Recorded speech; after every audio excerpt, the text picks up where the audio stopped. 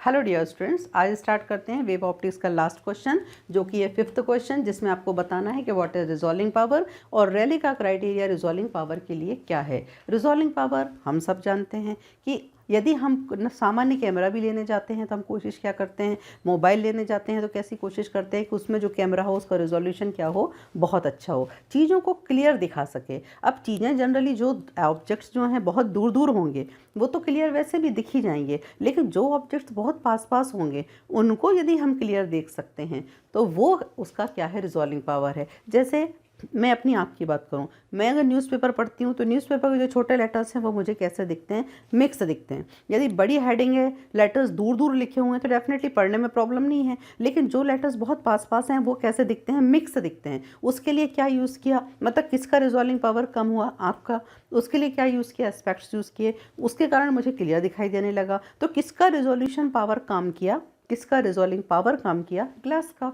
तो यही है क्या, रिजॉल्विंग पावर। और ये भी कोई अलग नहीं है, बस इसमें हमें ध्यान ये रखना है कि ये जो एबिलिटी होगी कि जो the ability of an optical instrument, क्योंकि जो मैंने आपसे बात की एक प्रकार से मैं इसको भी, स्पेक्ट्स को भी क्या बोल सकती हूँ, ये ऑप्टिकल इंस्ट्रूमेंट ही है।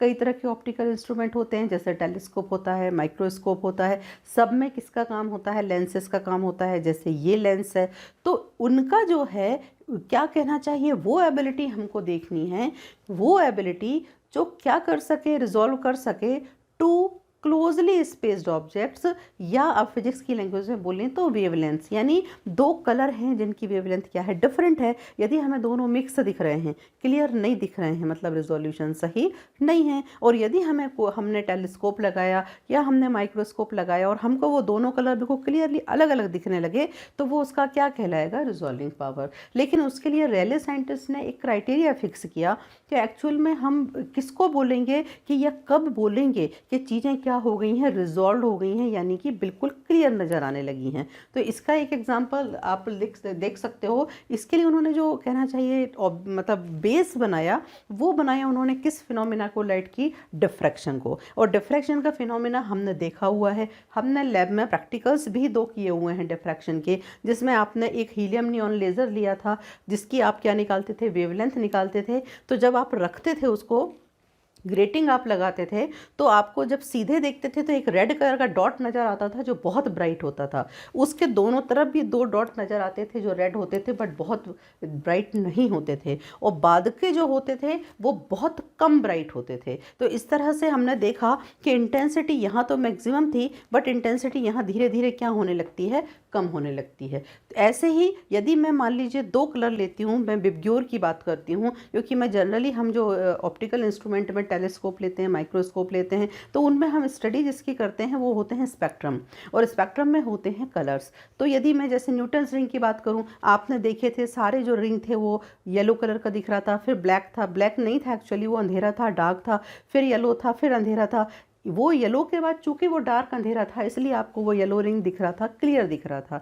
यदि वो सारे येलो रिंग एक साथ होते, बीच में ब्लैक बिल्कुल नहीं होता, तो आप डेफिनेटली कहीं भी अपना क्रॉस वायर सेट नहीं कर सकते थे। तो ऐसे ही मान लो इस विबग्योर में इन 7 कलर्स में मैं, ये तो कॉर्नर के कलर्स हैं, ये वॉयलेट है और ये रेड है, मान लीजिए मैं वो 2 कलर देखना चाहती हूँ जो पास पास हैं। तो माना कि चलो वी के बहुत पास आई है, चलो बी है, ब्लू है, मैं इतनों को भी पास नहीं लेती, इवन में चलो मैं ग्रीन देखना चाहती हूँ, बट ग्रीन भी मुझे वॉयलेट में क्या दिख रहा है, मिक्स दिख रहा है। तो यदि मैं उसका डिफ्रैक्शन पैटर्न ड्रॉ करूं तो वॉयलेट का क्या डिफ्रैक्शन पैटर्न ड्रॉ होगा कि यदि हम देखें कि जब लाइट बिल्कुल, आपने ये ग्रेटिंग लगाई थी, लाइट ऐसे सामने से आती थी, लाइट जब बिल्कुल सीधी निकल जाती थी, लाइट बिल्कुल डाइवर्ट नहीं होती थी, मतलब ग्रेटिंग की लाइंस पर नहीं पड़ती थी। ग्रेटिंग आप ऑलरेडी पढ़ चुके हैं, लाइंस जो ओपैक का काम करती थी, कॉर्नर्स का काम करती थी, लाइट ओपैक पे नहीं पड़ती थी, तो लाइट कैसी चली जाती थी, बिल्कुल सीधी। जैसे खिड़की में से आपकी लाइट आई, यदि खिड़की के बीच में से आएगी तो डेफिनेटली वो कैसे आएगी, सीधी। लेकिन यदि वो कॉर्नर्स पे पड़ेगी तब जाके वो क्या होगी, बेंड होगी और उसकी इंटेंसिटी पर असर पड़ेगा। तो जब सीधी आएगी तब तो उसकी इंटेंसिटी मैक्सिमम है। तो आपको जहाँ जब सीधा डॉट आता था जो बहुत ब्राइट दिखता था, उसका नाम डिफ्रैक्शन पैटर्न में कहलाता है क्या, प्रिंसिपल मैक्सिमा। ऐसे समझ सकते हो कि स्कूल का प्रिंसिपल एक ही होता है, तो मतलब इंटेंसिटी भी मैक्सिमम एक ही जगह होती है। वो कहाँ होती है, यहाँ पर, जो कि लाइट की इंटेंसिटी ज़्यादा है तो हम उसको क्या बोलते हैं, मैक्सिमा। और ऑर्डर n=0 देते हैं उसको, क्योंकि इस समय लाइट बिल्कुल भी डिफ्रैक्ट नहीं हुई है, लाइट सीधा ग्रेटिंग यहाँ फंसी हुई है, लाइट सीधी ग्रेटिंग से होते हुए कहाँ आ गई है, सीधी आ गई है। फिर उसके बाजू में हम देखते हैं तो थोड़ी दूर पे हमें एक डॉट दिखता है। तो ये जो थोड़ी दूर है, या हम अगर ग्रेटिंग का प्रैक्टिकल स्पेक्ट्रोमीटर पर करें तो हमें यहाँ अंधेरा दिखता है, फिर हमको यहाँ पर एक क्या दिखने शुरू होते हैं, 4 कलर दिखते हैं। आप लोगों ने देखा होगा यहाँ पे आप लोगों को 4 कलर दिखे होंगे। 4 कलर्स में यहाँ वॉयलेट दिखा था, यहाँ आप लोगों को रेड दिखा था। तो ये जो आप लोगों को 4 कलर्स दिखे, यहाँ पर लाइट अब क्या हुआ है, अब ये अगर ग्रेटिंग लगी हुई है और आप यहाँ टेलीस्कोप से देख रहे हैं, तो इस समय आपने अपने टेलीस्कोप की स्थिति थोड़ी सी यूं कर ली थी, टिल्ट हो गई थी, हो चुकी थी, स्थिति टिल्ट हो गई थी, मतलब लाइट अब सीधी नहीं जा रही थी, बल्कि किस पे पड़ रही थी, ओपेक पे पड़ रही थी, या किस पर पड़ रही थी, उन कॉर्नर वाली लाइंस पर पड़ रही थी। तो लाइट का डिफ्रैक्ट होना ज़रूरी था। तो यदि वो डिफ्रैक्ट हुई तो उसने कितने कलर दिए आपको, 4 कलर ही मिले, बाकी डिस्ट्रक्टिव इंटरफेरेंस में गए। तो इन 4 कलर्स को देखा आपने, तो इसको आपने ऑर्डर दिया था n=1। फिर आपको अंधेरा दिखा था, जो अंधेरा दिखा उसको मैंने क्या नाम दिया, सेकंड मिनिमा हो गया। ये आपका जो पहले कलर दिखे थे इसको मैंने नाम दिया फर्स्ट मैक्सिमा हो गया। जो आपको अंधेरा दिखा था वो भी डेफिनेटली फर्स्ट मिनिमा हो गया। तो ये फर्स्ट मिनिमा दिखा, फिर 4 कलर दिखे, कलर को बोल दिया फर्स्ट मैक्सिमा, ऑर्डर का नंबर n=1। फिर अंधेरा दिखा सेकंड मिनिमा। फिर आपको क्या दिखे थे, फिर आपको 4 कलर्स दिखे थे, इसको आपने क्या कहा, n=2। और चूंकि कलर दिख रहे हैं तो क्या हुआ, मैक्सिमा। तो ये क्या हो गया आपका सेकंड मैक्सिमा, ठीक है। और इसके आगे ये जो बीच का ये है, ये क्या हो गया आपका सेकंड मिनिमा हो गया। ऐसे ही सिमिलरली जैसा यहाँ बताया, सिमिलरली पैटर्न आपको यहाँ मिलता है। तो जैसा आपको ये मान लीजिए ये जो मैंने बनाया डिफ्रैक्शन पैटर्न, ये वॉयलेट कलर का है, तो ऐसा ही पैटर्न मेरे को किसका मिला, सपोज मान लीजिए ग्रीन का, और मैं देख रही हूँ, लेकिन मुझे वॉयलेट और ग्रीन कलर, ये 3 कंडीशन हो सकती हैं। या तो वो मुझे बिल्कुल मिक्स दिखे, मतलब वॉयलेट में मुझे ग्रीन दिख रहा है, अलग अलग नहीं कर पा रही हूँ मैं। दूसरी कंडीशन हो सकती है मुझे वॉयलेट और ग्रीन क्या दिख रहे हैं, बिल्कुल क्लियर दिख रहे हैं। तीसरी कंडीशन हो सकती है कि मुझे वॉयलेट और ग्रीन कैसे दिख रहे हैं, मिक्स दिख रहे हैं, लेकिन जस्ट मैंने कुछ एडजस्ट किया टेलीस्कोप को और वो क्या हो गया, एकदम से क्लियर हो गए। इन्हीं कंडीशंस को किसने क्लियर किया, रेले ने किया। आते हैं हम रेले के क्राइटेरिया पे, लेकिन उसके पहले इसका जो प्रिंसिपल मैक्सिमा है, जिसका ऑर्डर कितना है, n=0, इसको मैंने सपोज एक नाम दे दिया कि इसकी वेवलेंथ कितनी है, लैम्डा। हम सब जानते हैं कि वॉयलेट की जो वेवलेंथ है लगभग इतनी है। फिर दूसरा जो है ग्रीन है, हम सबको पता है कि इसकी वेवलेंथ इतनी है, तो इसको मैं लैम्डा तो नहीं बोल सकती, मतलब 4100 तो नहीं है, इससे तो ज़्यादा है। तो मैं इसको क्या बोल सकती हूँ, इसको मैं अपने लिए बोल सकती हूँ कि ये वैल्यू कितनी है, लैम्डा प्लस डी लैम्डा, यानी 1600 समथिंग, 1670 समथिंग का क्या हो गया, प्लस हो गया, डिफरेंस हो गया, किस किस के बीच में, इन दोनों के बीच में, ठीक है। तो ये आपका स्पेक्ट्रम था जिसमें ये वॉयलेट कलर था, ये रेड कलर, ये ग्रीन कलर था, और इनको हम देख रहे थे। तो रेले का क्राइटेरिया क्या समझाता है, रेले का क्राइटेरिया कहता है two closely spaced point sources, two closely spaced point sources और wavelengths are set to be, क्या कहलाती हैं, जस्ट रिजॉल्व मीन्स कौन सी कंडीशन, कि मैं बताती थी 2 ऑब्जेक्ट बहुत दूर दूर हैं, डिस्टिंक्टली रिजॉल्व हैं, बिल्कुल पास आ गए, 2 नहीं, एक जैसा ऑब्जेक्ट दिख रहा है, क्या हो गए, रिजोल्यूशन इज़ नॉट पॉसिबल। और यदि मैंने जस्ट थोड़ा सा अलग किया और तुरंत 2 दिखना शुरू हो गए, ये कंडीशन है किसकी, जस्ट रिजॉल्व की। तो two closely spaced point sources और wavelengths are set to be just resolve by an optical instrument, जो आपको बताया, if the principal maxima coincides with the first minima in the diffraction pattern। समझ में नहीं आ रहा होगा, समझाती हूँ। ये दोनों चीज़ें ये मैंने बिल्कुल अलग अलग बना दी हैं। इसका मैक्सिमा आपको बिल्कुल क्लियर दिख रहा है। तो यदि मैं इसको नाम दूँ तो मैं इसको क्या कंडीशन बता सकती हूँ कि ये कंडीशन कैसी है, डिस्टिंक्टली रिजॉल्व, चीज़ें दोनों हैं, 2 ऑब्जेक्ट हैं, बहुत दूर दूर हैं, बिल्कुल क्लियर दिख रहे हैं, ये वो कंडीशन, ठीक है। रेले का क्राइटेरिया क्या कहता है, टू क्लोजली स्पेस्ड, अब इनका पास आना शुरू हुआ, ये इनका पास आना शुरू हुआ, ये बीच का डिस्टेंस भी ख़त्म हुआ, ये कलर इस कलर के पास आना शुरू हुआ, ठीक है। तो अभी तक तो चूंकि दोनों मैक्सिमा बहुत दूर दूर हैं तो क्या है, डिस्टिंक्टली रिजॉल्व है। अब यदि ये पास आते हैं तो ये जो कहना चाहिए मैक्सिमा होगा, ये धीरे धीरे किसके ऊपर ओवरलैप होना शुरू होगा, ये चलेगा, ये किसके ऊपर ओवरलैप होगा, इस पे होगा, फिर इस पे होगा, ऐसे चलता जाएगा, ऐसे चलता जाएगा, इस पे आएगा, ऐसे आएगा, ऐसे आएगा, ऐसे आएगा। इस तरीके से अगर ये पास पास आएंगे तो ये धीरे धीरे ये चीज़ें क्या होने लगेंगी, मिक्स होने लगेंगी। लेकिन ये कब तक कंडीशन हमको तब की दिखेगी, क्योंकि इनने कौन सी कंडीशन समझा रहे हैं, ये कौन सा पॉइंट ले रहे हैं, ये कौन सा पॉइंट ले रहे हैं, जस्ट रिजॉल्व, है ना। यानी चीज़ें मिक्स हैं और जस्ट अलग हुई हैं, जस्ट हमको दो दिखना शुरू हुई हैं। जस्ट रिजॉल्व कब होगा, जबकि क्या प्रिंसिपल मैक्सिमा एक का, इसका प्रिंसिपल मैक्सिमा दूसरे के किस पर कोइंसाइड कर जाए, फर्स्ट मिनिमा पे। समझना, ये प्रिंसिपल मैक्सिमा, ये दूसरा, तो इसका जैसा मैंने ये तुमको ड्रॉ करके बताया था, तो यहाँ पर भी ये इसका डेफिनेटली क्या होगा, फर्स्ट मिनिमा होगा, अंधेरा होगा। यहाँ भी ये क्या होगा, फर्स्ट मिनिमा होगा। तो यदि ये प्रिंसिपल मैक्सिमा ओवरलैप होते होते होते, क्योंकि पास में आ रहे हैं, ओवरलैप होते होते होते अगर मान लीजिए ये स्थिति आती है कि ये इसके ऊपर आ जाता है, जहाँ क्या बन रहा है, फर्स्ट मिनिमा बन रहा है, जब तक ये यहाँ आएगा तब तक भी आपको चीज़ें क्या दिखेंगी, अलग अलग दिखेंगी। अगली स्थिति क्या होगी कि ये प्रिंसिपल मैक्सिमा जो चलते चलते चलते आया है ये अकेला, तो ये क्या होगा, ये अब इसके बाद कहाँ एंटर करेगा या कहाँ ओवरलैप करेगा, ये जाके इस प्रिंसिपल मैक्सिमा में क्या कर जाएगा, उसके अंदर एंटर कर जाएगा। और अगर दोनों प्रिंसिपल मैक्सिमा मिल गए, मतलब दोनों ब्राइट कलर अगर एक दूसरे पे आ गए, तो आप उनको क्या नहीं कर सकते हैं, डिफरेंशिएट नहीं कर सकते। तो याद रखें, principal maxima of the first coincides with the first minima of the second, तब तक चीज़ें आपको कैसी दिखेंगी, अलग अलग दिखेंगी।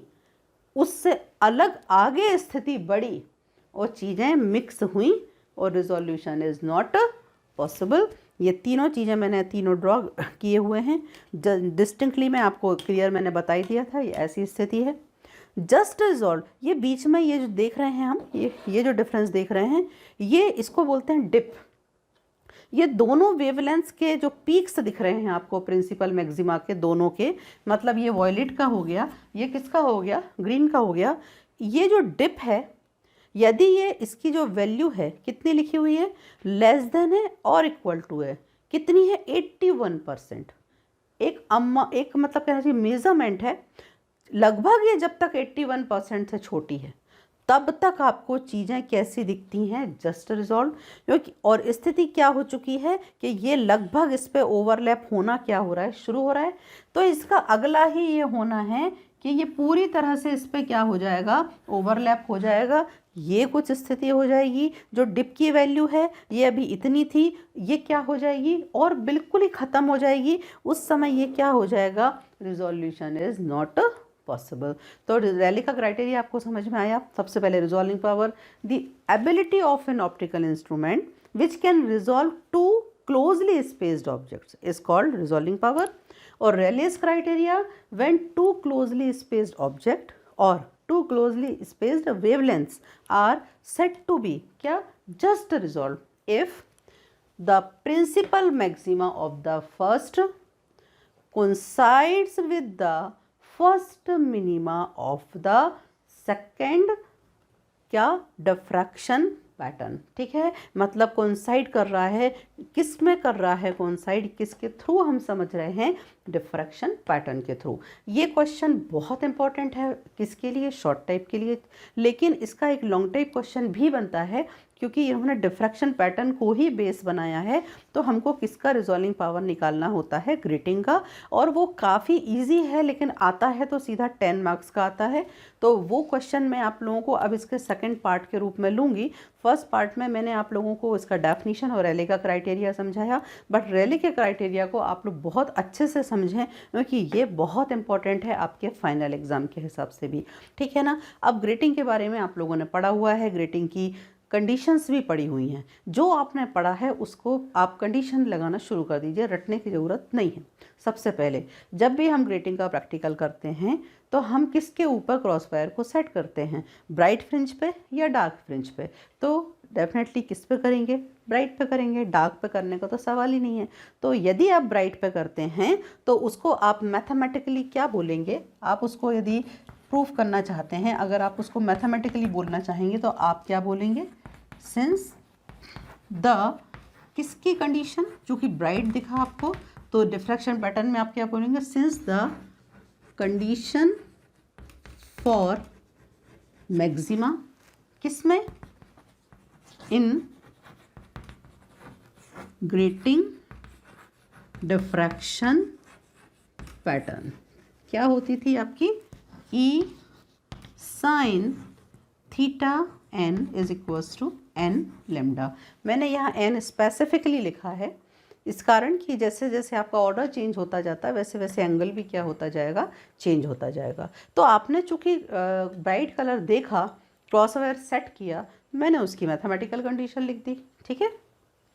अब जब ये आपका था क्या, मैक्सिमा, तो इसके जस्ट बाद आपको किसकी कंडीशन मिली थी, मिनिमा की। मतलब एक कलर दिखा था वॉयलेट कलर, और वॉयलेट कलर के बाद आपको दिखा था अंधेरा, और उसके बाद दिखा था आपको ग्रीन कलर। तो आपको जो अंधेरा दिखा उसको हम बोल सकते हैं एंड द कंडीशन किसके लिए, मिनिमा के लिए, कंडीशन फॉर मिनिमा क्या होता था आपका, ई साइन। अब जब आपको कंडीशन फॉर मिनिमा मिला तो उस समय आपकी स्थिति क्या थी, जब मैक्सिमा मिला था टेलीस्कोप जब सीधा था तो स्लिट दिख रही थी, जब आपने उसको इतना टिल्ट किया आपको कलर दिखे तो आपका एंगल जो कलर दिखा, वॉयलेट कलर पहला दिखा, उस समय एंगल कितना, थीटा एन हुआ। लेकिन उसके बाद आपको क्या दिखा, डार्क, तो उसके लिए आपने थोड़ा सा उस समय अपना टेलीस्कोप को और टिल्ट किया। अगर टिल्ट किया तो ऑब्वियसली ये जो एंगल है, ये एंगल क्या हुआ, थोड़ा सा इंक्रीज़ हुआ। तो इसको मैं अब कह सकती हूँ कि जब मैक्सिमा पे मैं आ रही हूँ तो ये एंगल क्या हो चुका है, थोड़ा सा चेंज हो चुका है। उस चेंज को मैंने लिख दिया theta N plus D theta N. और मिनिमा की कंडीशन पता ही थी, हमने निकाली है, पिछले ही क्वेश्चन में निकाली है, कितनी होती है, m upon capital N lambda. Okay, तो ये जो n होता था वो नंबर ऑफ डिस्प्लेस्ड फ्रिंजेस होती थी। ये मैक्सिमा की कंडीशन है, ये मिनिमा की कंडीशन है। क्लियर। अब तीसरी चीज़, बस एक चीज़ याद रखनी है, अकॉर्डिंग टू किसका क्राइटेरिया हमको यहाँ अप्लाई करना है, अकॉर्डिंग टू रेलेज क्राइटेरिया। रेले का क्राइटेरिया जो है वो क्या कहता है, आप लोगों को मैंने अभी भी क्लियर किया था कि रेले का क्राइटेरिया जो है वो क्या कहता है कि प्रिंसिपल मैक्सिमा किस पर आना चाहिए, फर्स्ट मिनिमा पर कोइंसाइड करता है। प्रिंसिपल मैक्सिमा सेकंड के फर्स्ट मिनिमा पर क्या करता है, कोइंसाइड करता है। तो इसको ज़रा हम उस फॉर्म में लेके जाते हैं तो कैसे जाएंगे, इसको आप थोड़ा सा और चाहें तो और इजी बना सकते हैं। ये n के फॉर्म में है, यहाँ क्या लिखा हुआ है, m लिखा हुआ है।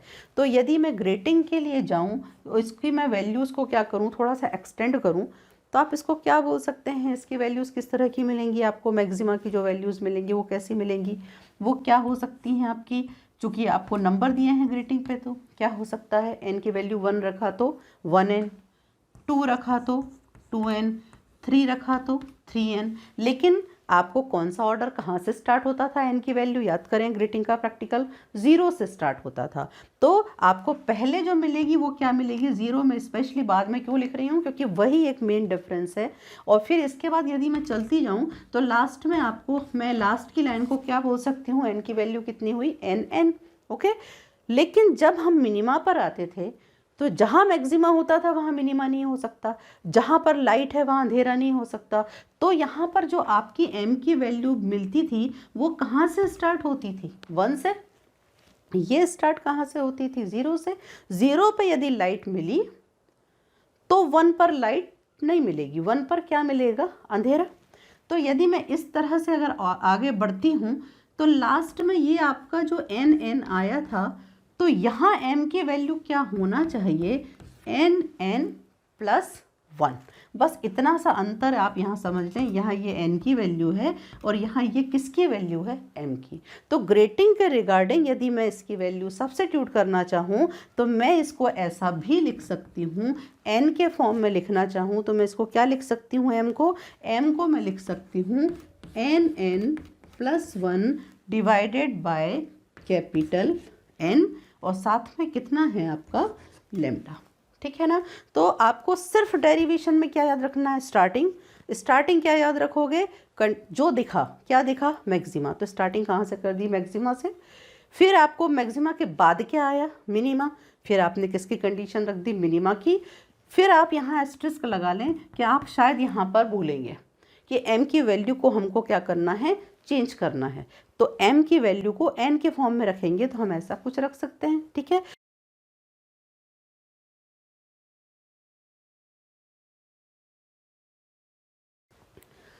नाउ अकॉर्डिंग टू रेलेस क्राइटेरिया, रेले का क्राइटेरिया कहता है ये प्रिंसिपल मैक्सिमा दूसरे के फर्स्ट मिनिमा तक आ चुका है, क्योंकि हम किस कंडीशन पर पहुंच रहे हैं? हम पहुंच रहे हैं किस कंडीशन पर? जस्ट रिजॉल्व कंडीशन पर। ठीक है ना। तो कंडीशन किसकी लेके चलें? कौन चल रहा है? मैक्सिमा। मतलब कौन? E sin theta n। किस पर आ चुका है? मिनिमा पर।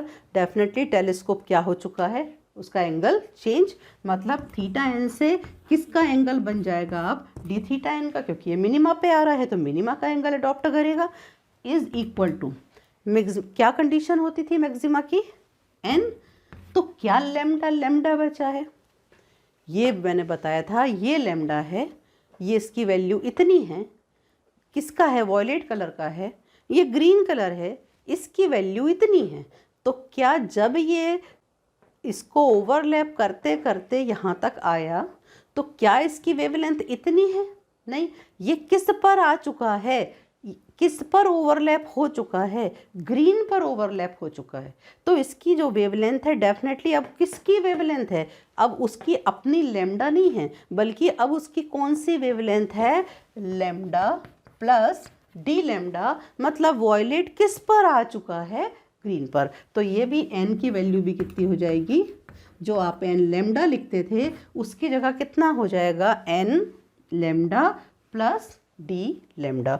तो ये जो कंडीशन है आप देख रहे हैं, यदि मैं इसको इक्वेशन नंबर 1 दूं और इसको इक्वेशन नंबर 2 दूं तो क्लियरली दिख रहा है कि इन दोनों के LHS क्या है? सेम है। और दोनों कंडीशन जो है अब जो है मैक्सिमा मिनिमा पे आ चुका है, जबकि मिनिमा की कंडीशन स्टैंडर्ड ये होती थी। दोनों मिनिमा की कंडीशन बन रही हैं, तो हम इन दोनों को मतलब थ्योरेटिकली भी इक्वेट कर सकते हैं। तो यदि मैं इनको इक्वेट करती हूँ फ्रॉम इक्वेशन नंबर 1 एंड 2 तो क्या होता है आपका? ये दोनों एक से हैं, मैं इक्वेट कर सकती हूँ। क्या लिखा आपने?